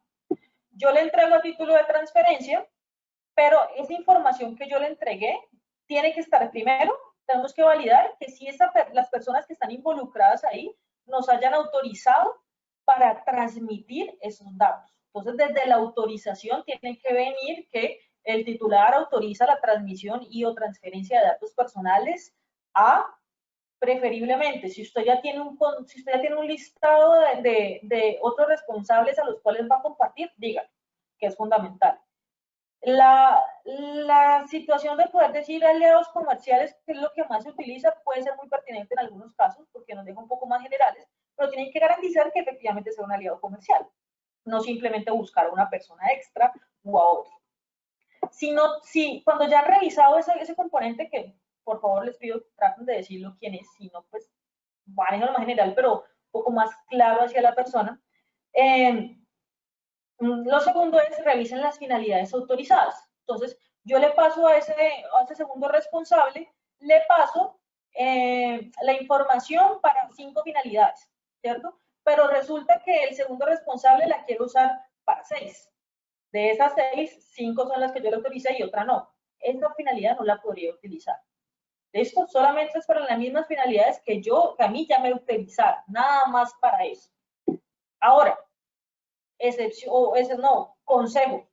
Yo la verdad, lo que siempre recomiendo, con lo que les dije ya está correcto. Ya si el segundo responsable lo va a utilizar para las finalidades autorizadas, ya está correcto. Porque ya desde ahí, desde la utilización, decía que se iba a compartir o se iba a transferir para esas finalidades que ya me estaba autorizando. Yo lo que siempre recomiendo es que cuando obtienen esa información, busquen realizar un contacto y busquen otra vez obtener la autorización como una buena práctica. No es una obligación si ya se cumple el requisito que les dije, pero como buena práctica yo sí les recomendaría eso. Iniciar un contacto en el cual se diga, yo soy la empresa B y por porque la empresa A me compartió su información, yo tengo esto y yo quiero tratarlo para esto, y ahí sí agréguele inclusive las otras finalidades que usted solicite, intente realizar un contacto con ellos.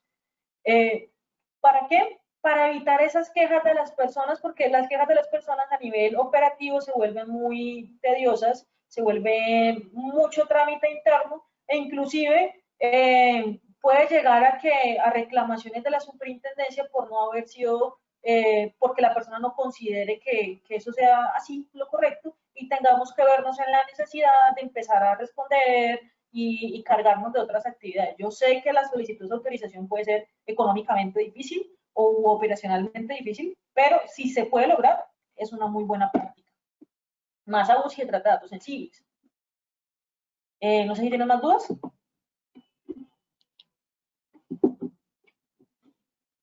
¿Cuál era la otra, Andrés, Joan, que decías que tenías por ahí? Sí, hay una que hizo Juan Camilo González, y dice: cuando se destinan en las compañías correos para recepción de hojas de vida, ¿de qué manera se tratan los datos? ¿Cuándo sé qué? Perdóname. Cuando se destinan en la compañía correos de hojas de vida, o sea, para recepcionar hojas de vida, entiendo del contexto de la pregunta. Sí. ¿Qué tratamiento de datos existe? ¿De qué manera se tratan los datos? Ok, perfecto. Bueno, con este cuento de los correos que son habilitados únicamente para recepción de hojas de vida, requisito fundamental: no utilizar Gmail, no utilizar Hotmail, no utilizar otro servidor, sino utilizar siempre un correo corporativo. Fundamental. ¿Por qué? Porque esos correos que son de esos otros proveedores normalmente están ligados a una persona y no a un cargo dentro de la organización. ¿Qué pasa? Se puede presentar una pérdida de confidencialidad de la información si esta persona de pronto se retira, y no pasa siempre, pero puede llegar a pasar, y puede llegar a aprovechar esas bases, esa información, o inclusive compartirla de otra forma. Cuando están los correos corporativos es un poquito más seguro. ¿Listo? Ahora, recomendación: si van a utilizar un correo corporativo, siempre busquen antes del contacto, obtener la autorización para poder que esas personas les envíen la información. Si no lo pueden, lógrelo a través de un correo de respuesta automática donde a esta persona se le informe el tratamiento, y que en el proceso de selección pues llegue la autorización por el tratamiento de datos personales. Estos datos personales que ustedes van a recolectar para procesos de selección de candidatos a vacantes, pues únicamente van a servir para eso. Es fundamental que no los utilicen para involucrarlos en una base de datos de otros fines como comerciales u otros, sino que solamente se queden destinados para esto. Y las medidas de seguridad interna, normal, y que garanticen que el tiempo en el cual ustedes los van a tener. Entonces, no sirve de nada tener una hoja de vida y unos datos por 2 años, porque primero ya no van a ser útiles para ustedes, y segundo pierde la finalidad, porque la finalidad es la recepción de esa vacante, nada más. Entonces, es por eso también que es importante que si ustedes, sus oficinas de gestión humana suelen utilizar hojas de vida para otros procesos, que también lo informen, que esas hojas de vida van a ser utilizadas para otros procesos, porque si no va a perder la finalidad cuando ya lo vas a pasar a otro, porque esta persona se postuló a un cargo. Si lo vas a utilizar para otro o lo vas a compartir con un aliado de otra empresa, y de pronto es un grupo empresarial, pues ya va a perder la finalidad y va a perder la autorización. Entonces, es importante que eso lo subsanen desde ahí. Súper. Paula, yo agregaría ahí simplemente para complementarlo algo, y es que se tenga en cuenta que ocurre normalmente que se mezcla esa recepción de hojas de vida a través de correos electrónicos con la presencialidad, ¿no? De todas maneras, siempre, pues aunque algunas empresas ya lo cierran, aquí no, mire, o lo hacemos a través de alguna plataforma como las que existen de recepción de hojas de vida, que hay muchas, pero algunas todavía persiste la idea de que, bueno, también pueden traer la hoja de vida física aquí a las instalaciones de la empresa. Entonces se pierde mucho, o aquí es simplemente una recomendación para tener en cuenta en materia de seguridad, y es que los controles que implementamos tanto a nivel electrónico también deben pensarse en lo que ocurre con una hoja de vida en físico, ¿no? Termina uno viendo que esas hojas de vida pasan a ser papel de reciclaje en las organizaciones y termina obviamente haciéndose un uso inadecuado y una revelación de información, sobre todo información muy delicada que puede estar ahí en las hojas de vida. Entonces, en esos casos que se planteen estos usos mixtos o escenarios donde hay también hojas de vida en formato papel, tener en cuenta precisamente que la destrucción, la supresión de esa información se haga de manera controlada y dentro de los tiempos pues, que se haya definido para el proceso. Exactamente, muy buen aporte, Iván, tienes toda la razón. Ginette creo que hace una pregunta muy ligada a lo que acabas de decir y dice que debe hacerse con hojas de vida que son recibidas sin solicitar al buzón de correo electrónico que las empresas tienen registrado en el certificado de existencia y representación legal. Pues este no es el canal oficial, Yo la verdad haría una de dos cosas. Sería mucho más estricta y contestaría que ese no es el canal oficial y le diría cuál es el canal para que por favor la remita por allá para que cumpla todo el proceso de autorización y entrega con seguridad y pediría a los que están controlando ese buzón que eliminen. Hubo un poco más flexible y lo que haría es informarle, dejar un protocolo listo para esas personas que van a responder ese canal y dejarles dicho ya todo el texto y toda la estructura de lo que tienen que decirles, diciéndole a las personas, este no es el canal es este, sin embargo voy a remitirla para tal parte la respuesta de que sus datos de la autorización, sus datos serán utilizados para gestionar futuras o presentes vacantes, vamos a remitirles para allá y remitirla para allá, para gestión humana o para las oficinas de selección, como funcionen sus organizaciones. Yo tomaría alguna de las dos posturas. Como les digo, yo soy un poquito más estricta, yo tomaría la primera, para evitar que me estén utilizando ese canal que lo necesito para otros fines para eso. Pero pues es muy difícil de manejarlo. Y pues no siempre queremos perder un candidato que puede ser muy útil, entonces también podemos utilizar el otro un poquito más flexible, siempre y cuando se notifique que se va a compartir y el tratamiento de los datos. ¿Tienen alguna otra duda?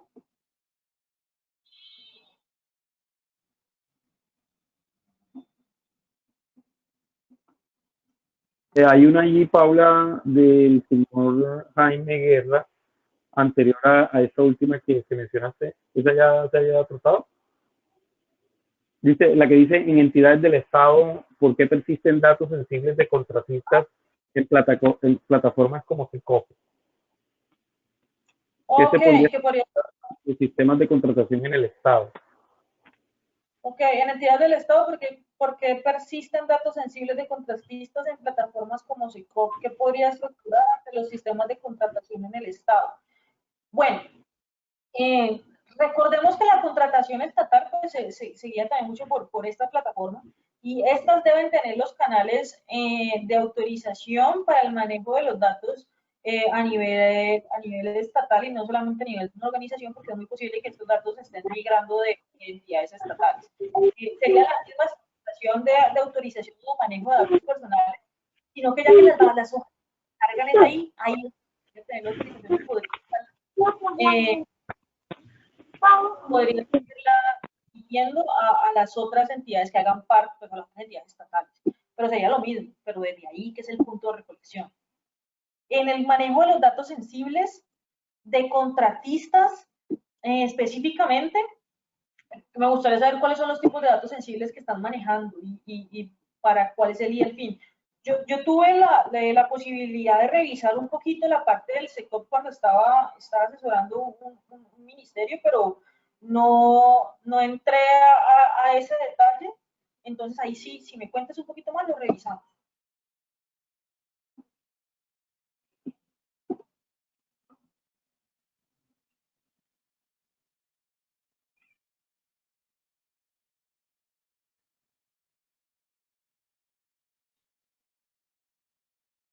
Hay otra de Juan Camilo que dice, como lo mencionaste, es difícil el control de herramientas como WhatsApp en el filtrado de información. ¿Debería entonces prohibirse su uso o qué manejo darle?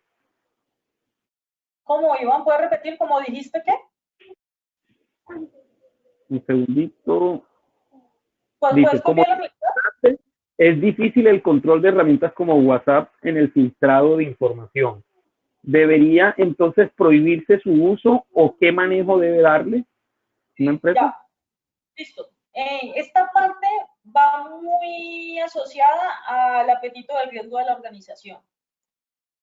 WhatsApp es una herramienta súper útil, lo vamos a ver un poquito en el módulo siguiente y en el de mañana y el de pasado mañana vamos a tocarlo por partes.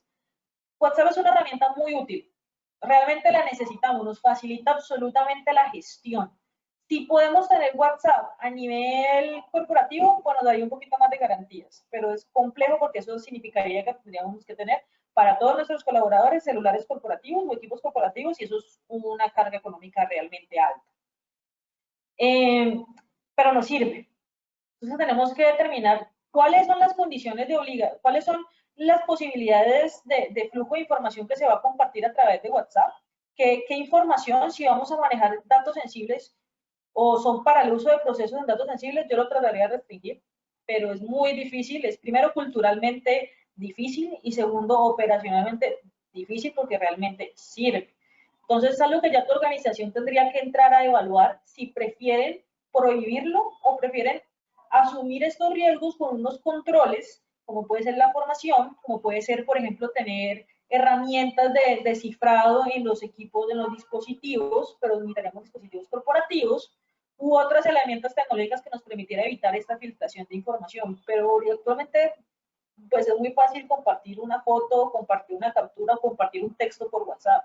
Entonces, el componente de formación aquí me parece el control más eficaz, pero no sirve para todo. Entonces, como les digo, apetito del riesgo de la organización de asumir eso. Si ustedes son una organización que su core no son datos sensibles, pues puede asumir un poquito más fácil. Pero si su core son estos, yo trataría de evitarlo lo que más pudiera, pero ya depende de ustedes.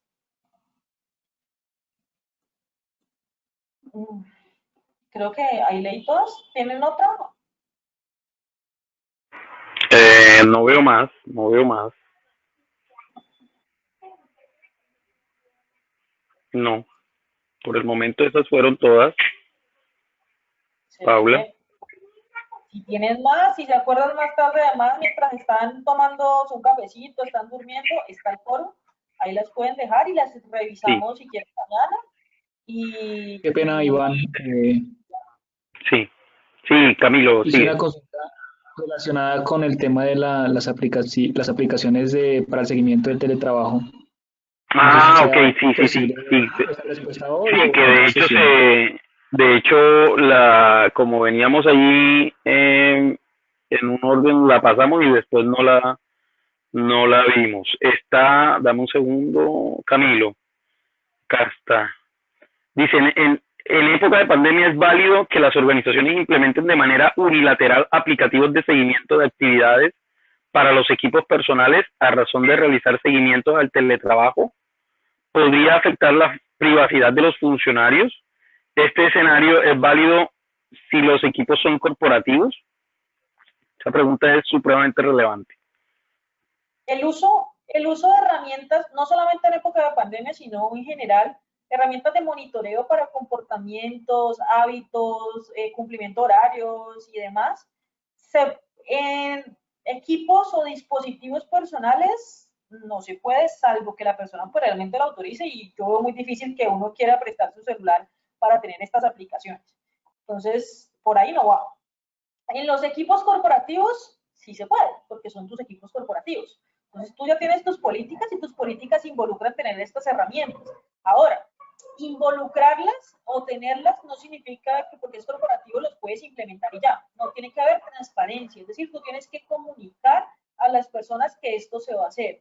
Que a partir de tal fecha se va a hacer un lanzamiento de una actualización en los equipos de cómputo y que va a involucrar tal cosa. O a través de tal fecha se va a iniciar un proceso en el cual todos deben acudir a instalar este nuevo cliente en su equipo o en su dispositivo para que vamos a hacer unos controles de monitoreo. Tiene que estar en este paso siempre he dicho. ¿Por qué? Porque si no estaríamos violando la intimidad de la persona. Ahora, que es importante y que lo van a ver cuando vean un poquito la parte de la evaluación de impacto. Es que todas estas herramientas pues realmente tienen que pasar por un análisis previo para determinar si son las que deben implementarse o se pueden implementar otras no tan intrusivas o que no puedan afectar tanto la intimidad de la persona si se trata de equipos corporativos. Es decir, si yo tengo una herramienta que me va a cumplir esa misma necesidad de saber la ubicación, pues no necesito implementar un cliente que me va a saber mucho más datos de comportamiento que yo realmente no lo voy a usar porque no es lo que yo necesito y yo puedo utilizar otro mecanismo alterno. Siempre que vamos a elegir una herramienta para poder hacer estas actividades, siempre tenemos que garantizar que sea la menos más intrusiva y que si vamos a utilizar alguna intrusiva, sea porque ya evaluamos otras posibilidades y no fueron eficaces o no están dentro de lo que requerimos. No sé si con eso, Camilo, queda aclarada tu pregunta. Pues iba a mencionar yo ahí, Paula, Sí, señora, muchas de que el jueves, como se van a tratar de pronto estos temas de laborales, pues también se pueda ampliar un poco esta información. Sí, lo podemos ampliar más. De hecho, el jueves me gustaría que también traigan bastantes preguntas porque sobre desconexión digital y todas las implicaciones del uso de datos personales en entornos laborales. Entonces, para que vengan listos de preguntas y podamos hacer esto un poco más dinámico y no nos quedemos solamente en teoría, sino que aclaremos dudas prácticas, que me parece más chévere y los que tengan también historias que les hayan servido o experiencias que las puedan compartir, súper interesante.